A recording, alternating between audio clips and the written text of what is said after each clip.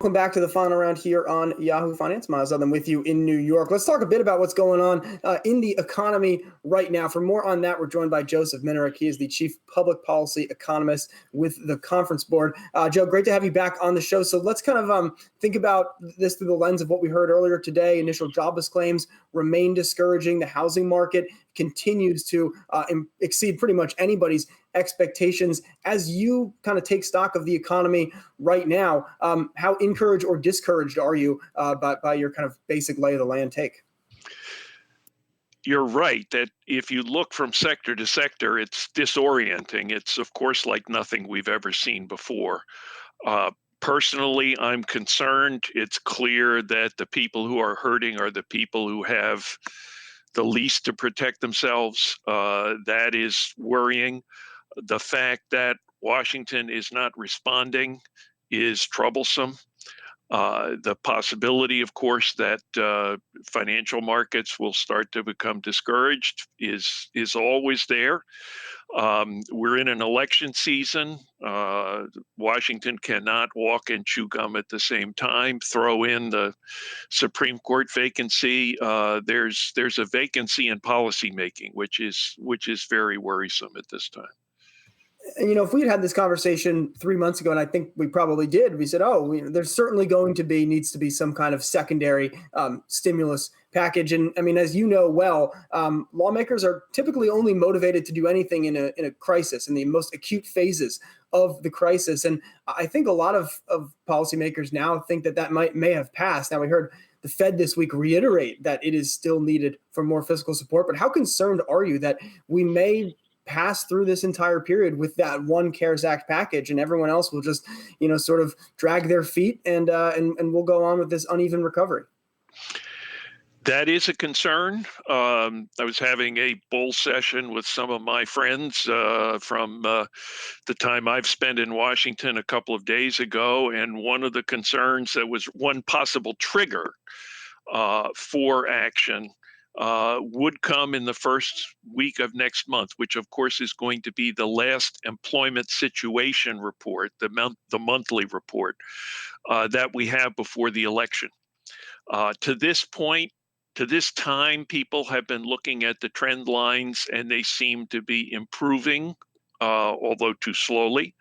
If we get to that employment situation report and the numbers start heading in the other direction, it is possible that the folks who are standing for reelection, which is all of the House and some of the Senate and the president, will look at those numbers and say, holy cow, we can't allow this to sit and fester for another month before folks go to the polls. So that's one possible turning point, but that's really the only one we've got at this point between now and the election.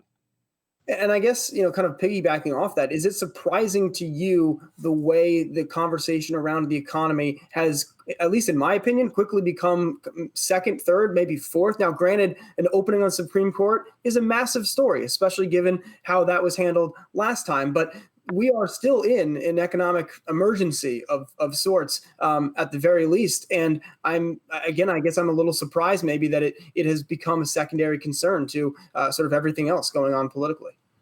I think it is surprising. There is enough to worry about in the economic outlook that you would think that going into an election, both sides, including the president, would want to address this problem. Now, a pandemic is not something you deal with every day. Yes, it does take an awful lot of people's attention. Throw in a Supreme Court vacancy, and you've got a truly extraordinary situation. We've got three things going on here that are extremely unusual. But even so, you would have thought that response to today's economy would be one thing you could do. It would be a no-brainer for Washington to respond. And yet you've got the differences between the two sides. You've got business liability protection versus financing for states and local governments, hanging this up as that's one of the important standoffs. And that plus the concern about unemployment compensation benefits that some see as being too generous. Mhm. Our unemployment system, of course, is pretty creaky and runs state by state, which makes adjusting it in a situation like this very difficult. But all that said, you would have expected some agreement and some action. All right, Joseph Minerick with the conference board. Joe, always great to get your thoughts. I imagine the next time we'll speak, it'll be after the election. So I guess good luck to all of us out there, and we'll see you on the other side. Okay, maybe after we know what happened in the election. Well, if it's in November, there's no guarantees, of course, as you know. All right, Joe, take care. Thanks for joining.